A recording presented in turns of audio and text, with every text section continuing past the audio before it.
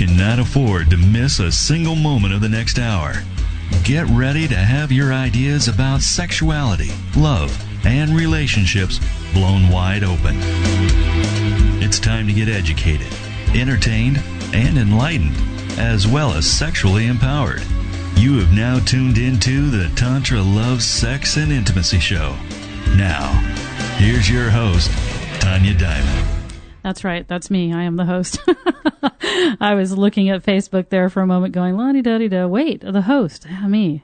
That would be you. I know that would be me. I am, I'm really grateful today. What are you grateful for today? I am just, well, I mean, other than being alive. You're radiant today. Yeah, I'm radiant. You're wearing a beautiful necklace. Oh, thank you very much. It's new. I'm noticing. Yeah. And feeling just quite in gratitude for everything. But I would like to say I'm in gratitude for all the people that listen to us. That's wonderful. Isn't that cool? I dig those people. I mean, because those people email me and stuff. They do. And they call me up and they say, wow, look, I'm talking to Tanya. Woo! Nice. And they get all excited and stuff that I answer my phone. And I am, that's so amazing. And the stories that I hear about just listening to the show that have changed lives. I love it when it helps people and they have such a breakthrough in their personal life, wounds, relationship, bedroom. Yeah, it's really cool considering that we're just doing this for fun, right? Always. This is all about us having a good time. Yeah. We're really happy that everybody... I think that's why I come here. Exactly, that other people are actually having more than a good time is great for us. So I'd like everybody to just take a moment and send some gratitude or feel gratitude in their lives about something. Can we do that? Just take a moment. Are you ready? A moment of silence? Yeah, well, I'm never silent, but take a moment. It's radio. Take a moment. You too, Billy. Buck up here. Okay, everybody, take a moment. What are you really, really grateful for? Just think it right now and send it out. Josh, what are you grateful for? I had a really great text message experience earlier today. Yes? Yeah. Wow, okay. It was really fun. Billy? Health. I haven't been sick. I haven't had any bone injuries. I've been perfectly good for like over 4 or 5 years. So very nice. I'm happy about that. Yeah, that's really awesome. And we have a guest today on our show named Kris, she's going to tell us in just a second what she's all about. And I'm quite sure she can tell us about gratitude and all sorts of things, because I think this woman really rocks. We're about to find out, but I'm pretty sure. I'm kind of psychic that way. So, Kris, go ahead and tell us who you are and what you're about. Okay. Well, my name is Kris Steinnes, and I'm the founder of Woman of Wisdom Foundation, which is also a conference. I founded the Woman of Wisdom Conference in Seattle in 1993. And we are just planning our 18th conference. We've been going on that long, which is pretty amazing. That is amazing. Yeah, and Woman of Wisdom, we bring some national speakers, well-known authors. We bring them into Seattle, and the idea was when I started this was I wanted to hear from great women role models and leaders, and so I had a vision of doing that. It started with Seattle Unity Church, and then in 1998 we became our own organization. That is awesome. I think there was one time that I don't know if I talked to you or I talked to somebody that does some of your coordinating about speaking there. That was quite a few years ago, though. Mm-hmm.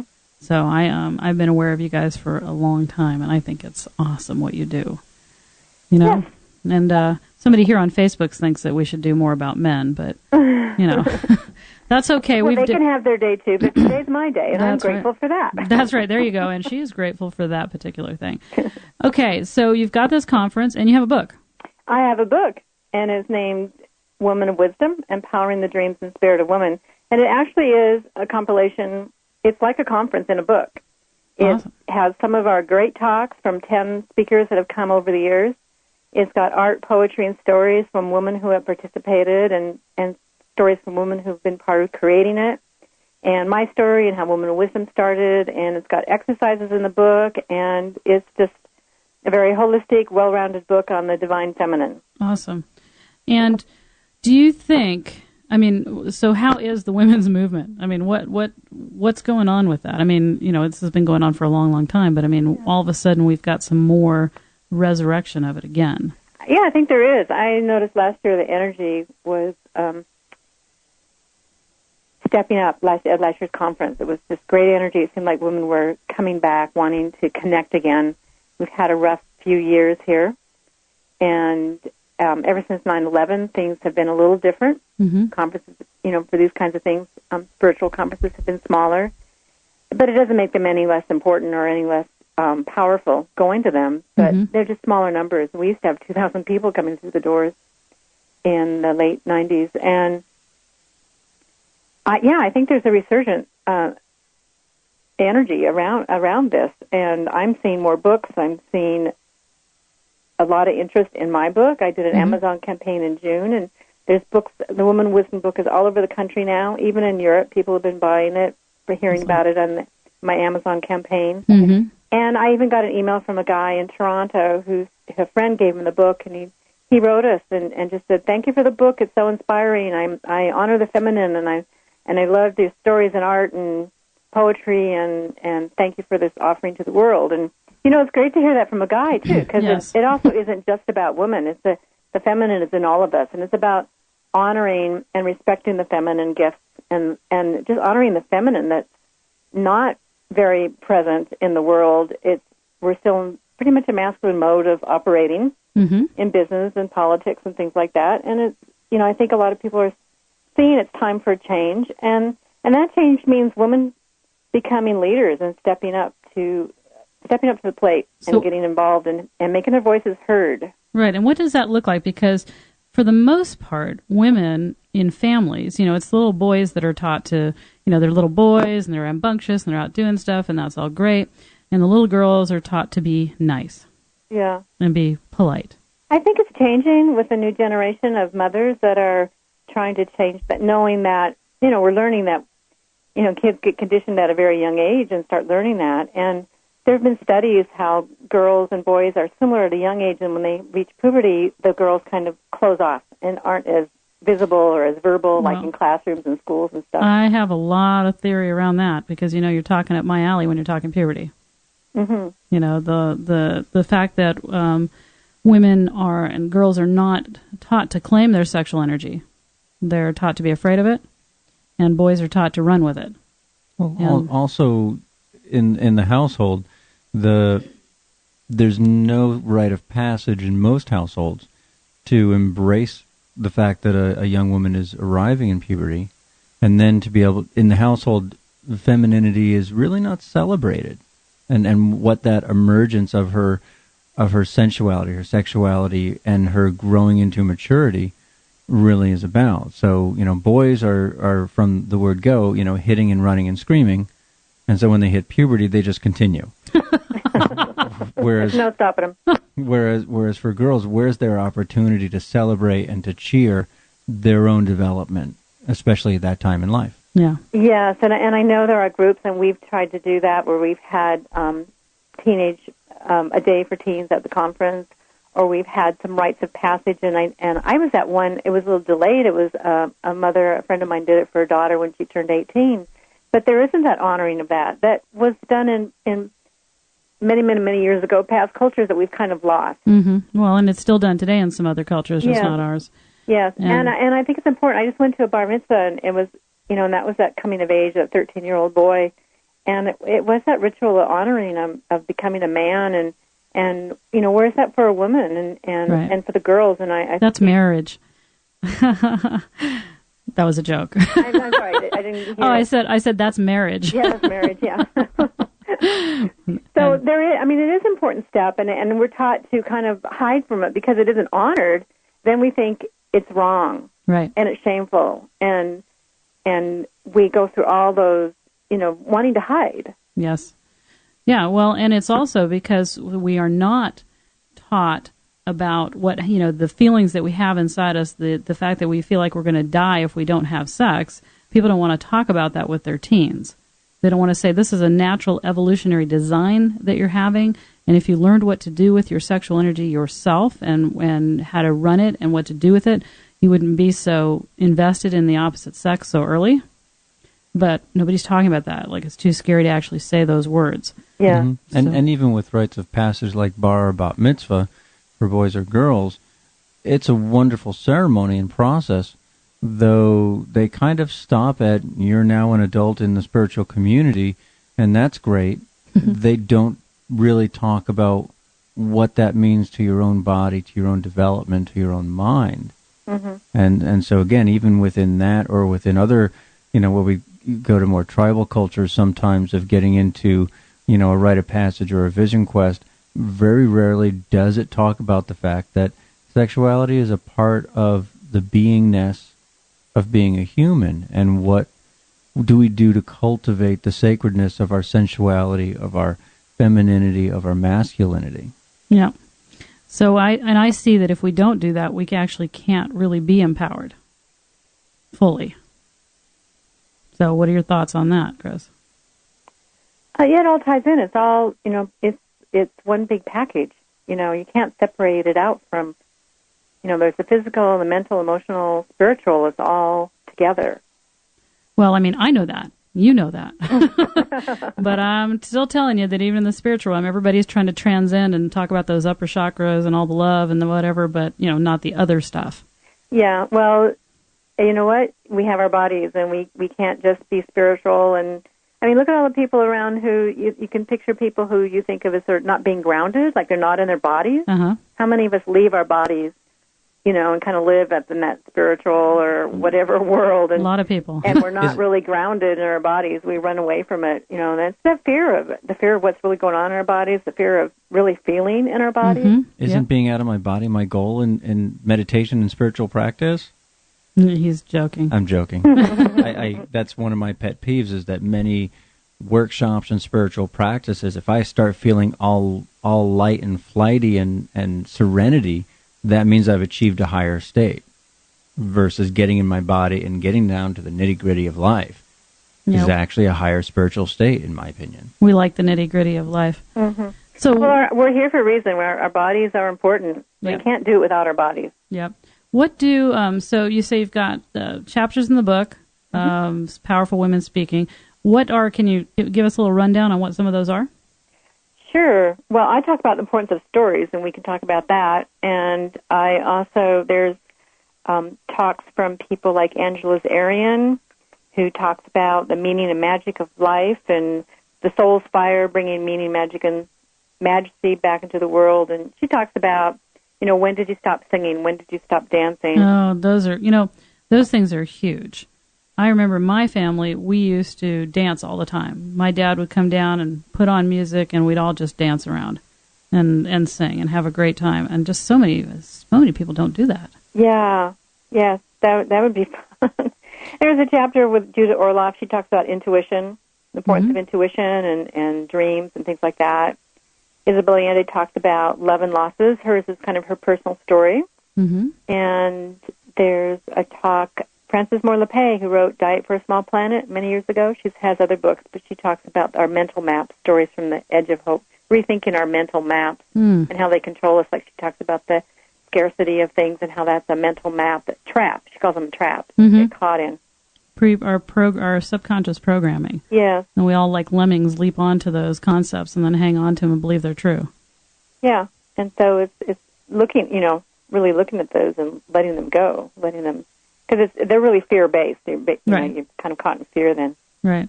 Oh, no, I'm not going to have. Oh, no, there's not enough. Oh, no, oh, no. And then, oh, no, indeed, you have oh, no'd.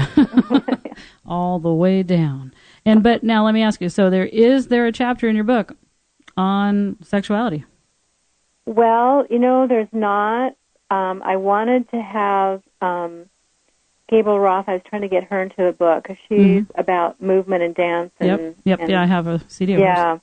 And there was one talk I wanted to have in, and, I couldn't find the recording. Margot Anand, because she does work on sexuality. Right. And I think that was for some fluke reason, it didn't get recorded, and I'd love to get her into the next book. Well, you can always, my book's coming out pretty soon. You can always have me next time.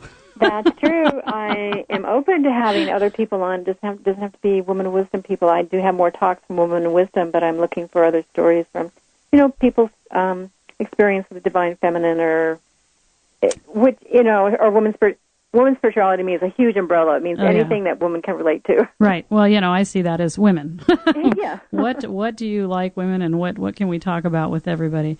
But, so if, what would you consider some major points in women's sexuality and empowerment? Specific sexuality or? Yeah, women's sexual empowerment is what sexual I call empowerment. it. Yeah. Well, I'm not used to talking about this because it's my subject.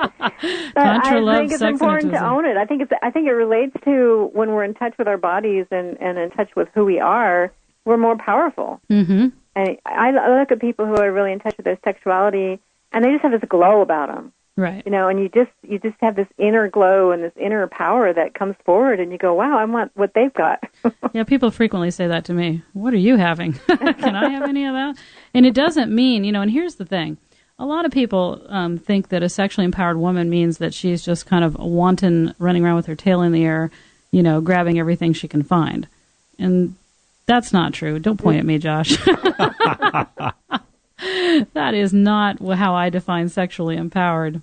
No. Sexual empowerment is very, very different, and it's alluring in a different way. It's not just a lurid, ooh, I think I want some of that. It's a, wow, what's going on there? Mm-hmm. That there's an empowerment, there's a beauty. It doesn't bring up, for so many guys, it's sort of like a woman's either conservative or a slut.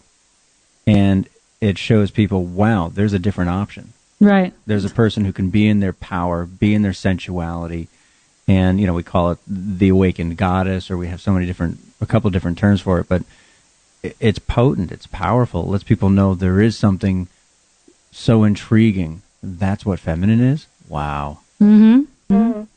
It reminds me of a teacher that I'm taking spiritual courses from, and she talks about our sexual power and energy relates to the cosmic spiritual power. Well, we create the universe, right? Yeah. I mean, when I say, we talk about here's something that very few women are sexually empowered by, and I'll make you blush some more, Kris, and that's languaging around our bodies. I mean, most of the languaging around our bodies is not very empowering. It's clinical or it's base, not just kind of raw. But in Tantra, in the Sanskrit, when we're talking about the vagina, we talk about the yoni, which is the sacred space. Now, in my women's classes when I teach, and I lay that on women, you can see empowerment happen in their faces when they contemplate having a sacred space instead of a down there. And I tell women that, we create the universe in our bodies. It's pretty... Yeah, it's reframing it in a powerful way. Yeah, I mean, that's pretty empowering. So I want you to apply, and this is available to anybody. Our deadline for workshops is August 15th. It's coming up. Okay. And you can put in an application to present a workshop at Woman of Wisdom, and it's on our website, womanofwisdom.org. Am I getting an invitation to put... Well, I'm inviting you to apply. We go through a process. Yes. We get lots of... But, we do love to have workshops on sexuality. It's very important, and we often do have at least one during the, each year. Yeah. It all depends on we get a presenter who is able to do that. Right. Awesome. Well, I am... Josh is writing furiously down there for me right now, and I will do that when I get home this evening. I would be happy to be considered. Thank you for that. And that's open. I'm letting the public know, too, anybody who's listening, if you do workshops that would relate to women. And actually, we have a time, last year we did an afternoon that workshops were available and open to men. And we had a couple do a workshop, and we had a man do a workshop, so there's even opportunities for men. Awesome. So I could do a workshop, too. Wow. You could. Look at that. You can apply, too, Josh. All right. What are you going to teach? Well, I love introducing people to massage, and whether it be... Well, that's because you just like to touch. Well, I like to touch. I'm also a professional massage therapist, so I get a lot of couples that say, wow, that must be a really difficult job. And I say, why do you say that? Well, anytime I'm massaging my husband or my husband's massaging me, my hands get tired so quick. And I said, well, that's because you're laying down. And so telling people what they can do to be able to have more endurance in their hands and be able to actually enjoy the giving, not just have to be, oh my gosh, I'm exhausted. Wow, I don't see how those guys can do it, guys and gals in massage therapy. Yeah. But then bringing it into sensual touch, because anytime a couple is sharing massage together, at what point does it turn to sex? No, I don't know. And how soon does who want it that way? Wasn't that always the foreplay question? Do you want a massage? It usually is the foreplay question, and the reality sometimes is... you just want a massage, really. Yeah, and there has to be a code word. Some nights, it's so much more loving and embracing and developing a sensual contact for a later event by just giving a massage and letting her go to sleep. Indeed. And then the next day she might attack you. So Josh is going to empower us about women empowered and attacking their men. Exactly. I like the fact that you have some, because you've had men go to the conference, but you haven't had men teaching. Always, been open to go to the evening events or lectures and concerts. And so during the day, it's women only? It's women, except for this time we do try to have some section where there's it's open to men. And last year there was quite a few men. It was really kind of great to see them there. Well, I know the Northwest Women's Show. I used to speak there. And there are definitely way more men. And it was so funny because I'd talked to the men about why they were there. And it was the single men going, "What, are you kidding me? They're talking about they're talking about all these women showing up here in one space." Right. Why wouldn't I be here? Well, my question was about to be, are they going to be nice to me if I show up? But having heard that the single guys cruise, these festivals, forget about that. I'll walk into my own merits. And don't you have a sad story, Joshua, about one of my transference? One of my transference issues that I work through. I think I'm over it. I just use it as a story. When I was a child, my mother went back to school to become an interior designer, architect, and went to this conference that was all women in design. And because of what year it was, a lot of it was in the feminist movement, very upset women. The women were upset. Towards men. Yeah. And the disposition that I experienced was as a little boy, and I think I was on the quieter end of being a little boy versus what I saw some of the other young guys doing, being boisterous and running around hitting and stuff. I felt energetically a lot of eyes judging my presence there. And I would see, as I would walk into a room, the eyes would look at me, and they would be down. Whereas there was a little girl who was maybe a year younger than me, and she could run around the whole place, making noise, stomping around, hitting or throwing, tantruming, running from the beach and then running around, no underwear on, doing all kinds of funny, silly stuff. And all the women were enamored. "Oh, isn't she so sweet?" And she was 1,000 times more disruptive of the whole space than me, but nobody even talked to me. So what you're saying is you're worried that if you go to the Women of Wisdom, that I'll get beat up. Right. That's not true, Kris. Tell us about that. Of course not. But, I think it's evolved because I remember when we had a lot, you talk about 2,000 people coming through, and that was when it was a week long. The doors, I can't control everybody, how everybody is. And there were, I would hear, my minister, the male minister of the church, he'd go in the goddess market, and he would get this feeling like, "What are you doing here?" But, it shifted over the years, and it's kind of like, we try to change that message and go, wait a minute, that isn't our message. We want to welcome men. There's the men that come in the evenings, they support women's growth and women's spirituality. Right. And so we have to put that forward, and it was important for us as a organization that we get the message out there that, we're honoring men who are honoring the feminine, and to not, but, everybody's in an individual place, and so there would be people, you couldn't control how people are going to be. Right. And so there might be feelings of that, but I think we've, certainly it's been 18 years, we've grown over the years, and we've made it a point to have a day of workshops that included men, and that's when it was 8 days, but now we're only 3.5 days, so it's a half a day, but I think there's a welcoming feeling. But it may be individual because you run into one person, it can ruin it for you. Well, I think you just have to realize that that's that one person. But that's the one person, yeah. I think it's awesome what's going on there because I think it's important for women to understand that we need to bond together as women. We need to have goddess circles and that type of thing, but they shouldn't be non-inclusive. A lot of women, Kris, I don't know if you're aware of this, but there's 40 million sexless couples in the United States, and 58% of women would rather go shopping than have sex.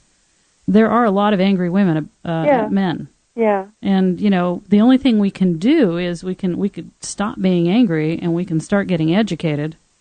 And as women, if we're educated and empowered, we can help either train the men, help the men that we're with, teach the men that we're with, or if they're not interested in that, we can find men that are. Mm-hmm.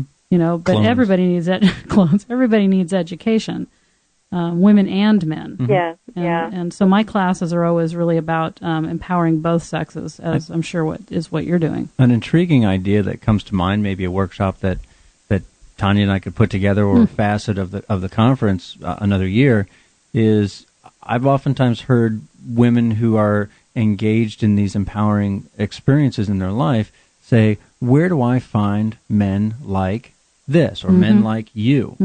And it's one of those things of, I have no idea. And at the same time, if you have a Women of Wisdom event or a women's conference, gosh, wouldn't it be, what better way to advertise for certain types of men who appreciate and honor and have gratitude for the existence of women, the existence, I like that. Gratitude for the existence of women. Yeah.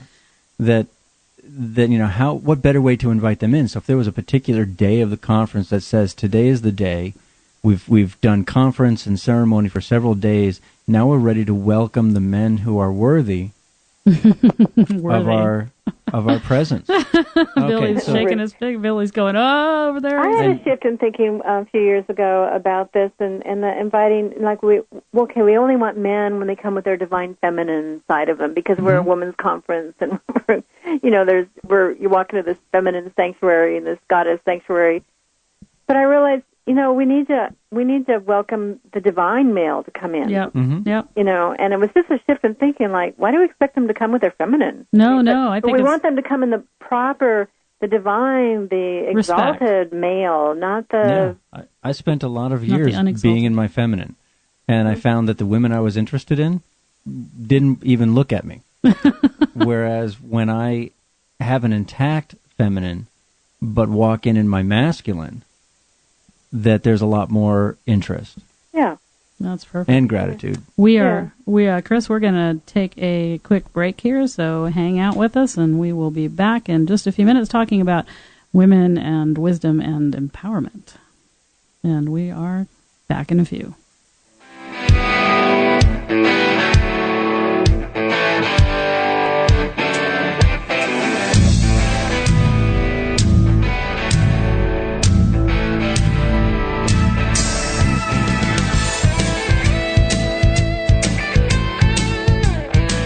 Is your sex life non-existent? Do sexual dysfunctions leave you soft? Is internet porn getting more than you are? Or are you paying more attention to porn than your partner? Have you tried talk therapy and it got you nowhere? You are not alone. You can be freed from sexual shame, guilt, and dissatisfaction. A visit to the Tantra teacher is in order. Call now and mention you heard the Tantra teacher on the radio and get a very special offer. Stop waiting for a miracle and call right now. 206-276-2735. Phone consultations or in person will get you the information you need to be successful in your love life. But you have to call now. 206-276-2735. Stop making excuses. Call the Tantra teacher. 206-276-2735. Are you one of the 40 million sexless couples in the U.S.? Are you wondering why having sex leaves you feeling lonely? Are you suffering from the myths of sexual dysfunction?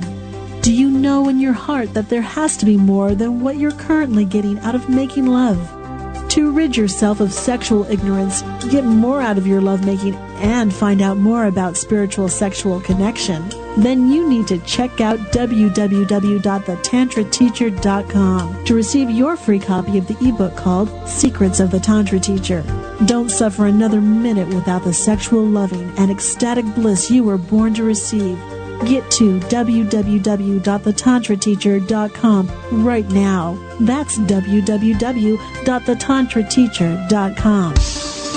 Now is your chance to be part of the show. Call 877-230-3062. Call in with your questions or thoughts and talk with the host and their guest. Again, that number is 877-230-3062.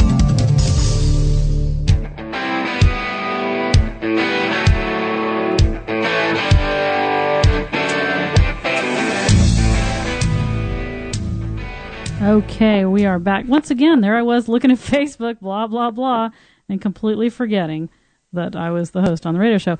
We are talking to Kris today, women and wisdom and empowerment. And during the break, Billy had to pop up, of course, and have an opinion. So I always have something smart to say. So we want to hear what he had to say. So you guys had a really good topic talking about, the women, the women's workshops and stuff like that. And I was just talking about how I have a bunch of hooligan friends that would love. They're your friends, Billy. Absolutely. Your friends. Absolutely. Hooligans. Okay. Absolutely. They're a bunch of party animals, get into any girl's pants that they could possibly do. Wow. I've seen them just ridiculous, okay? Yeah.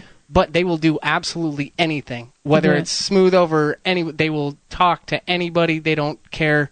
Short hair, long hair, whatever, big, small, in between, doesn't matter. They're just looking to score. Regardless, looking to score. Okay. What they would do to get into a workshop of all women. Right. For one, they wouldn't get into a workshop of all women. They can come to the co-ed one, right? Where it's men and women, right? So there's that, and so what I want to say is that a lot of women are, the reason these guys can do that is because it's working. I mean, for the most part, what they're doing is working, or they wouldn't be doing it, right? That's very true, but they do tend to go towards the easier, right? Okay, targets, absolutely, right? The women that don't seem empowered, exactly, yeah, right. So the I ones don't that think walk that out. they would get that at Women of Wisdom, because the pretty empowered women that come, and I don't think they're going to find that same kind of reaction as going to a bar. Well, it'd be fun to have them there. I mean, I personally would think that kind of be surprised. Lynching. That would be an interesting experience. But they would love it too. They would love it too, right?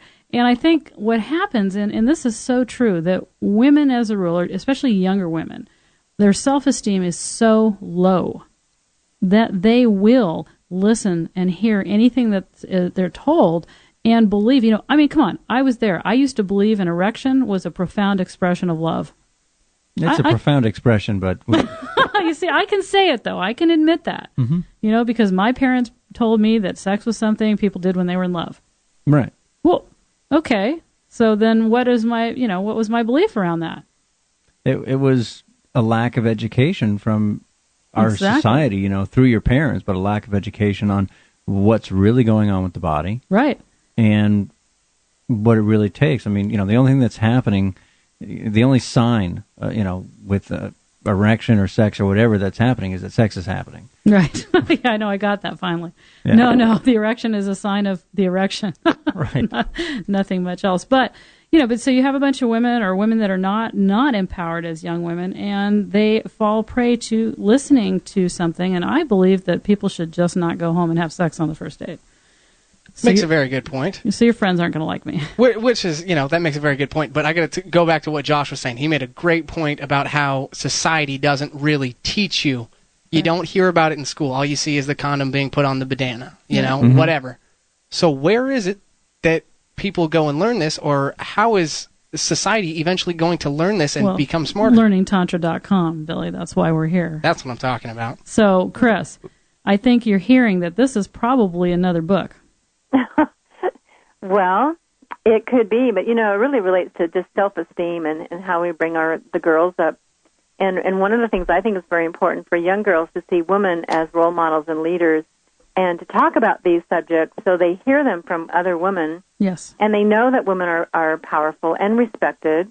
Yes. And that you are brought up with that self-respect for yourself. And I know I've been doing workshops with women called honoring and respecting their feminine gifts, and talking to women, and they still say, I don't feel heard, I don't feel respected at work, I don't feel validated for who I am, I don't feel like I can offer my opinions because I'm going to be slammed down, or just go, you get the attitude like, well, what do you know? And women have a lot to offer. It's that balance of bringing that. Jean Houston in the book talks about women are about process, the feminine way is about process. And again, it's not a gender thing necessarily, and the masculine is about product. And both are important, but right now the equation is, the focus is on product. Mm-hmm. And that relates to sexuality. The focus, Mm-hmm. Oh, yeah. Climaxing. And, right, and, it's and the goal. The process. And the process is important. Mm-hmm. And we need that for the balance. And so I think it's very important that we, women, get more visible, get more verbal, tell it, be honest, tell what's going on, tell their stories. And that's why I talk in the book about the importance of telling your story, because we need to be voicing our stories, our failures and our successes, so the young girls hear them, see women as valued in society as leaders, that they can look up to, and they have role models to follow. Well, part of the issue is that we're revered for being in our heads. And being in our heads is not an emotional, intuitive, or anything else place. And so when we're growing up, it's about how smart we are, that type of thing. That's looked at, that's revered. And yet if you say that you're emotional, right, and then all of a sudden you're a woman, or you're a woman, you're emotional. And somehow emotional is said in such a way that it sounds dirty and wrong and weak. And I think that what's happening is, what I've seen in the world is, and this is why we have 40 million sexless couples too. What I've seen happening is women are actually empowering it, but in a way that they're trying to be men. So there's got to be that balance. Women are women, and we want our gifts to be shown, not try to actually act like men. Yeah, and this comes up a lot, and I've experienced that too. Bosses that I've had, women bosses, who they've been kind of forced to fit that mold of this is the model of a leader in a corporate world, and this is how you have to be. And so women think they have to be that way, and not only it hurts them, it hurts the organization, it hurts the men. It hurts men. I was in a radio call, and a guy called up because I talked about this is not a gender issue, and he thanked me because he feels squashed in his not being able to share his feminine side, which is the emotions, the feelings, the process, all that. So you think of how that limits men also in the business world or political world, and how they're controlled by this also.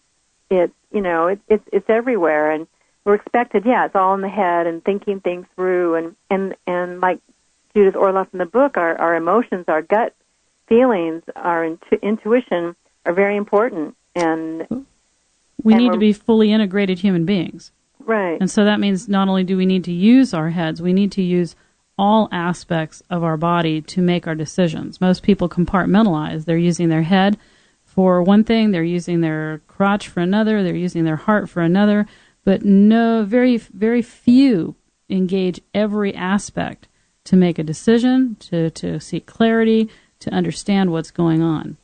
And I think the head is probably one of the last that should be used. If you go with, I look at like yin and yang, and if you go with the yin and go with your feelings and intuition first before going into action, you probably bump your head less against the wall. Well, and that would depend what emotion. If you were just using your heart chakra, if you were just using your heart to make a decision without your first and second tribe, family, finances, sexual, creative energy, power, those are the things that lead up to the heart. If you didn't have those engaged, which most women do not, then leading from the heart is as wrong as leading from the head. Oh yeah, I agree. It's so much. We're so geared to the head that we don't feel. Right. And feeling comes from the body too. It's not just the heart. Yeah. Well, we've got to feel. I mean, we're running out of time in the non-feeling place. I think that the things that are happening in the world and the things that are happening around us are a huge wake-up call. I say that we're bankrupt in the bedroom. And when I say that, I'm not just talking about sexuality. I'm actually talking about the ability for people to relate. And being bankrupt in the bedroom causes sexual depression, causes all sorts of other stuff outside. So I see sexual empowerment as being one of the leaders of actual any empowerment. Because if we don't have that sexual self-esteem, we don't have that understanding of ourselves, we will take that into the world in a way that is destructive. Yeah, I agree. I've been thinking about this lately. It's kind of if you're not feeling satisfied in that area of your life, it tends to run your life. Go around being unhappy. Right. And how many people are, you see walking around unhappy? Quite a few. Yes. Well, I mean, because it is, sexual energy is the most powerful energy probably in the universe. I mean, it creates life. It's huge. Therefore, if people think they can just stuff it and just not worry about it and just don't think about it and not address that area of their body, you're right. I mean, I think a lot of people that are quote-unquote depressed are actually sexually depressed. And I don't mean they're not getting any. I just mean that they are absolutely not in alignment with that part of their body and owning it and what to do with it. And then if people are sexual, they still get it wrong a lot because they're trying to make somebody else responsible for it. So there's just to me, there's so much education that needs to be around this entire issue. before we can truly become empowered, whether it's men or women, it's all the same, to be able to know that dance between the masculine and the feminine, which is what you're talking about, which it's not a gender thing. To dance between the masculine and feminine, we need to completely be friends with our sexuality. So, of course, it's a topic close to my heart, right? So, I would like to hear if you can tell us some. Are there some exercises you can talk to us about in some of the chapters? We can get an idea of what kind of things we might do when we read the book.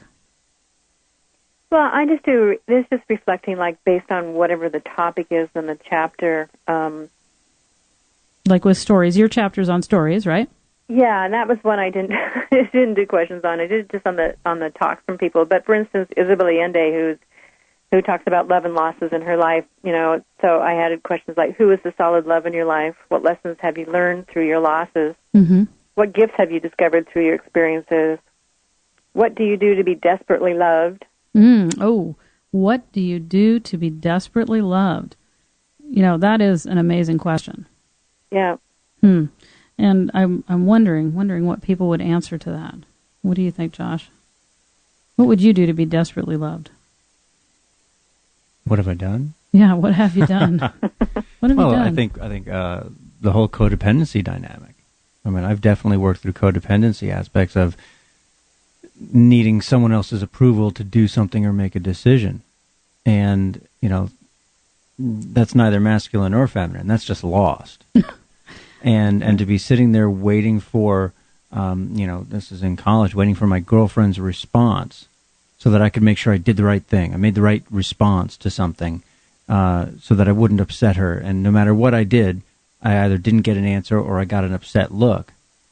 And if I'd been able to step into a place of self-confidence and lovingly say, I care about you, I love you, and this is what I'm doing. Join me if you'd like. Rather than in that exact moment being lost and caving to find the right answer. What would we do to be desperately loved? I know women do all sorts of things for that one. Because the other thing we don't have is a lot of self-love, or we're not taught what self-love looks like. You think so, Kris? Yes, and I'm thinking of Angela Zarian in the book. She talks about self-abandonment. And how she has a story in there about a beautiful, gorgeous man comes to her party. She hasn't ever seen him before, and she gets swept away, dances with him, goes to his house, sleeps there, and then all of a sudden she realizes, what is this music? And who am I dancing with? And he turns into the skeleton. And it's kind of an amazing story. It was kind of, when do we abandon ourselves because we want to be loved? Mm-hmm. And it's really looking at, who are you and what do you want in your life versus wanting to be loved and what you know. Well, that love thing, I have a chapter in the book that I've got that's coming out about self-love, and I talk about how the words "I love you" are so incredibly powerful that we're willing to sell just about anything to get them. And I think it's pretty sad, and that's all because we are not filling our own. We think of love as the end-all of the universe. Love, and I believe that love is not even the reason to be in a relationship. I think love is great, love is fun, love is fabulous. I think liking, respecting, and those other things are even more powerful. Yeah. But it's, when we start out as children, I mean, we're held hostage. We're commanded to do things to receive "I love you" from our parents. Yeah, and where's the unconditional love for just loving you for being who you are and really feeling that? And how many of us lacked that growing up? And if you don't have that... Most of us, right? Yeah. My daughter said something amazing to me. One day we were driving down the street, and I said, hey, guess what? And she goes, I know, you love me. And I'm like, are you tired of hearing that? And she said, well, Mama, I think it's so. She is 5. It's okay, like maybe, 7 times a day. And I'm like, 7 times a day. So a couple in the morning, a couple in the evening, whatever. And she's like, well, no, maybe this many and this many. And I said, honey, do you feel loved? And she said, oh, Mama, so many people love me. And I said, really? I said, who loves you? And she started off on this huge list of all the people that love her. And I just had to start crying. Mm-hmm. Because, how many kids really feel that way? Mm-hmm. You know, I mean, how many kids will sit down and just start listing off all the people that love them? I think that's something people need to turn around right now. If you have kids, you need to turn around and figure out if your kids think, you know, that they're loved. Mm-hmm. And, you know, I don't want her to just think of love as one exclusive thing. Right, coming from a limited number of people, and it has to be in a word. Right. I want her to feel loved. I want her to have a tribe so big that no matter whatever happened in her life, she could make decisions to move away from where she was because she would have a tribe of people that love her. And always know she can call for help. Yeah. In our society, we so rarely call for support. Yeah. Yeah. You know, and then the whole self-love, that's really the important part, is that she's learning that the most important person that loves her is herself. Well, she's lucky to have you. Well, thank you very much. I'm making other mistakes, Kris. No worries. I may have that one down, but there's. I work really hard. She's very intimately acquainted with the back of my head against my computer screen. But you know what? And she thinks I'm not very much fun. She'll say, "Mama, you're the most loving mom on the planet, but you're not very fun." Oh dear, maybe you need to be dancing at home like you did as a kid. You know, we just did that. We just did that yesterday morning. The drums got turned on, and we just were all dancing around the living room. Mm-hmm. So that is very true. That needs to happen a lot more. So that is true. So tell us more, Kris, about what you want us to know about your book and yourself and this. We've got about 9 minutes here. So give us some more information. Oh wow.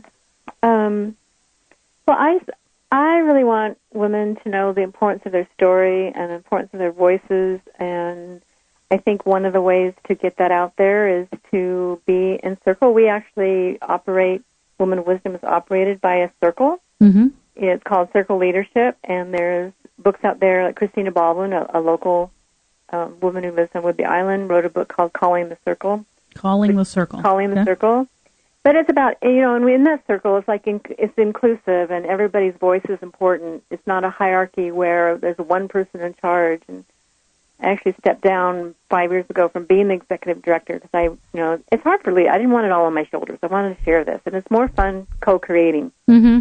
I think so, yeah. Yeah. So and just having circles of friends of getting together. I have 3 friends that we started getting together. We hadn't seen each other for a while. We got together as spontaneous. It turned into a circle. It turned into, hey, we're having tea and treats. And instead of just, it's not chit-chat, we're going around, what's happening in your life? What are you doing? How can I support you? And we're starting to meet once a month, every other month, just every so often. And it's fabulous to have that kind of support because you can bounce ideas off, like, hey, I'm thinking about this, and get reality checks from people, but just feeling that support, that people are there listening to you, they're concerned, and having that circle of support, you said, we don't ask for help, and it's important to know there are people out there that you can call on, and so I encourage people, women particularly, to create a circle of support and get together with a few friends regularly, and you're not just chit-chatting, you're actually getting down to what's going on in your life and what are you feeling. And talking about the real stuff. Yeah. And that happens in a circle, when you allow, and what the empowering part of it is this has happened since day one of Women of Wisdom, where people in workshops, because we have longer workshops. We're not a normal conference where you just sit in a big room with hundreds of people and listen to a speaker for an hour. We're in a 3-hour, very intimate, small group workshop, very experiential. As women had given the permission to tell their story, and you never know how your story is going to affect someone. I talk about, it took me 5 years to tell my story at a women's camp that I go to. They had a story night, and I would just go blank, like, why don't I have a story? I've traveled around the world, I created Women of Wisdom, and I don't have a story to tell.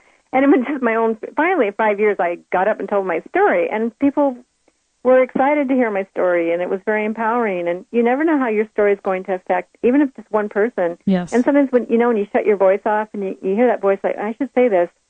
If you just say it, you'll probably realize someone needed to hear it. That's right.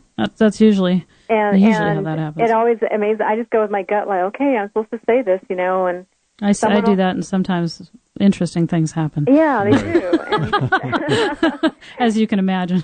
Yeah, but that's something that's happened in Women of Wisdom where, people come, they've been isolated in their life, they think they have all these problems, and they hear someone else's story and go, oh, wow, I'm not the only one. Mm-hmm. And it gives them permission to share their story also. And then in the talking and sharing it is our healing. Well, so we can express, get out of that shame and guilt and get it out of our system by speaking it. Well, I think what happened is we created doors and walls. It used to be that, we sat in tribe, right? Mm-hmm. I mean, that's what women did. They would sit around with other women and the kids and everything and be discussing and talking. You knew what was normal. There were no doors and walls necessarily hiding society. Mm-hmm. I think when we started adding walls and doors and we started isolating inside the walls and the doors and the houses and that type of thing, and then, from a bunch of people in a house to just 3 people in houses, we forgot what it was to have that ability to sit with a bunch of people and like raising kids. I mean, single women, that's got to be the hardest thing, or single men. I mean, single dads, single moms, got to be the hardest thing on the planet. Mm-hmm. We didn't used to have to do that because you would have your tribe. Right, and we lived our parents, grandparents, everybody all lived together. Right, and everybody helped, and there was not this going to this overwrought space where you're working and trying to take care of your kids, and you're freaking out because you don't have a break, and you don't have peers that are talking. We need tribe again, and that's what you guys are talking about, circle, getting together. We need to create our tribes because then we're going to also understand, where the love is and what we're missing and where our empowerment's coming other than just in sexuality, but for full effect.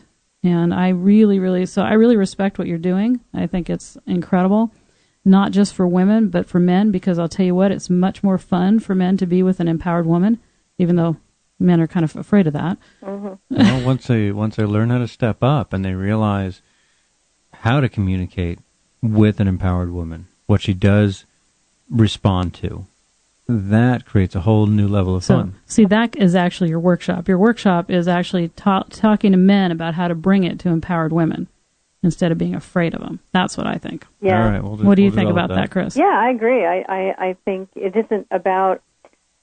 It's almost like they're afraid we're going to take something away from them if we're in power, and that's that competition, and scarcity. Well, they don't know what to do. I mean, basically, they don't know what to do because nobody's taught them. Empowered women are not bitches. I mean... But unfortunately, a lot of women feel like they had to go there. The pendulum swung too far. Yeah. And so I think this is about the pendulum being in the middle for both. We've got 3 minutes left, Kris. Do you have a website? I mean, give us some. How do we get your book? I do. Okay. Yes, you can get my book. In fact, I had this Amazon book campaign in June.